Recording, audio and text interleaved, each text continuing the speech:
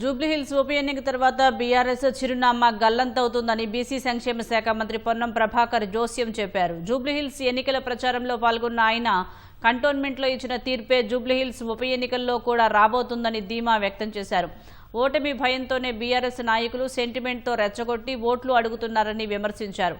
10 ఏళ్ల పాలనలో జూబ్లీహిల్స్ అభివృద్ధికి ఎలాంటి చర్యలు తీసుకున్నారో బీఆర్ఎస్ నాయకులు చర్చకు రావాలని పొన్నం ప్రభాకర్ సవాల్ విసిరారు.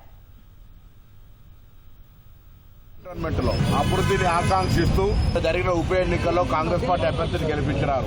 ఇక్కడ కూడా తప్పకుండా 100% కాంగ్రెస్ పార్టీని గెలిపిస్తున్నారు అసహనంతో నోటుకొచ్చినట్టు మాట్లాడుతూ ఉన్నారు. ఉనికి లేదు. ఇక్కడ ఎవరికైనా బాధ ఉండొచ్చు, కానీ వేదికల మీద రాజకీయ ప్రసంగాల మధ్య కన్నీళ్లు పెట్టుకుని సానుభూతి ఓట్లు సంపాదించాలనే ప్రయత్నం చేస్తున్న కేటీఆర్, హరీష్ రావు, ఇతర టీఆర్ఎస్ నాయకులను కోరుతా ఉన్నారు. 10 సంవత్సరాలుగా జూబ్లీహిల్స్ చేసిన అభివృద్ధికి సంబంధించిన చర్చ రెడీ.